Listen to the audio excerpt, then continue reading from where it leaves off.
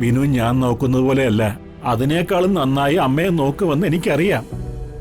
പക്ഷേ പെട്ടെന്നൊരാവശ്യം വന്ന.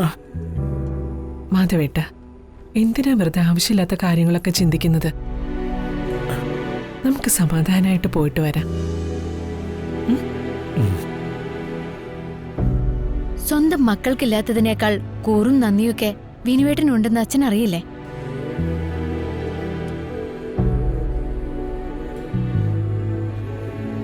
അച്ഛമ്മയുടെ ദേഹത്ത് ഒരു ഉറുമ്പിഴഞ്ഞ് കേറാൻ പോലും വിനുവേട്ടൻ അനുവദിക്കില്ല. അച്ഛമ്മയെ വിനുവിന്റെ തലയിൽ കെട്ടിവെച്ചിട്ട് എല്ലാവരും വിനോദയാത്ര അടിച്ചു പൊളിക്കുക. ഹരിതയുടെയും മനോജിന്റെയും ഭാഗ്യം.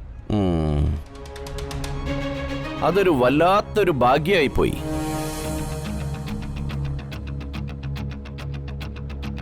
അതെന്താ ഹരിതയ്ക്കും മനോജനും മാത്രം പ്രത്യേകിച്ചൊരു ഭാഗ്യം? സുത്രേ, വർഷയെ പോലെ ഹരിതയ്ക്കും വയറ്റിൽ വെച്ച് കുഞ്ഞിനില്ലാതായി പോയതല്ലേ?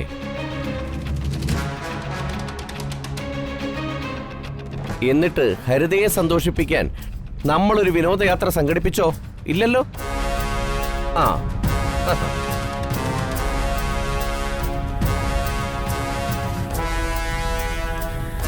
പക്ഷേ ഈ യാത്രയുടെ ചെലവെല്ലാം വർഷയുടെ ഭർത്താവ് വിക്രം ഏറ്റെടുത്തപ്പോ മനോജിനും ഹരിതയ്ക്കും ഒരു വിനോദയാത്ര തരപ്പെട്ടില്ലേ?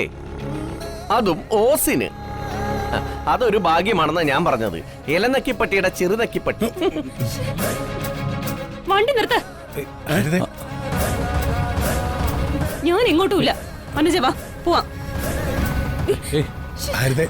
എന്താ ഇത്? നീ ഇവിടെ ഇരുന്നേ. ചില ജന്മങ്ങളൊക്കെ അങ്ങനെയാ.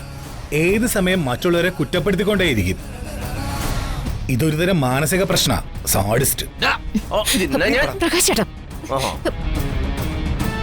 6 പിശുക്കനായ നിങ്ങളെ കുടുംബത്തോടൊപ്പം യാത്ര പുറപ്പെട്ടത് സ്വന്തം പോക്കറ്റിൽ നിന്ന് 10 പൈസ പോലും ഇറങ്ങില്ല എന്നുള്ള ധൈര്യത്തിലല്ലേ? അതിന്റെ പേര് ഓസ് എന്നല്ലാതെ പാസ് എന്നാണോ? നാണം കെട്ടവൻ. ഇപ്പൊ സമാധാനായല്ലോ. ഇങ്ങനെയുണ്ടോ ഒരു മനുഷ്യൻ? സ്വയം ചോദിച്ചു വാങ്ങിക്കോളൂ. ഒന്നടങ്ങടി. പ്രകാശ് പറയുന്നത് സത്യങ്ങളാ. അവന്റെ ഭാര്യ ഹരിതയ്ക്ക് കൊച്ചു നഷ്ടപ്പെട്ടപ്പോ അവന്റെ ഭാര്യയെ സമാധാനിപ്പിക്കാൻ ഇങ്ങനൊരു യാത്രയ്ക്ക് പോകാൻ അവന് ഗതിയുണ്ടായിരുന്നോ? ഇല്ലല്ലോ. ആ, ഗതിയില്ലാത്തവൻ വെറുതെ കിടന്ന് നാക്കിട്ടടിക്കുന്നതിലേ ഒരു കാര്യമില്ല. മനസ്സിലായോടാ? ആ, ഓസ് എന്ന് പറഞ്ഞപ്പോ അവനങ്ങോട്ട് നൊന്തു. മറ്റുള്ളവരുടെ പണം തട്ടിയെടുത്ത് വഞ്ചിച്ച് മാത്രം ശീലമുള്ളവന് ഓസ് എന്ന് പറഞ്ഞപ്പോ അവന് കുറച്ചിലായി. ഇതൊരു ടൂറാ. ഈ സമയത്തെങ്കിലും ഒന്ന് അടങ്ങ്. മതി. വീട്ടിലെ പ്രശ്നങ്ങൾ റോഡിൽ വേണ്ട.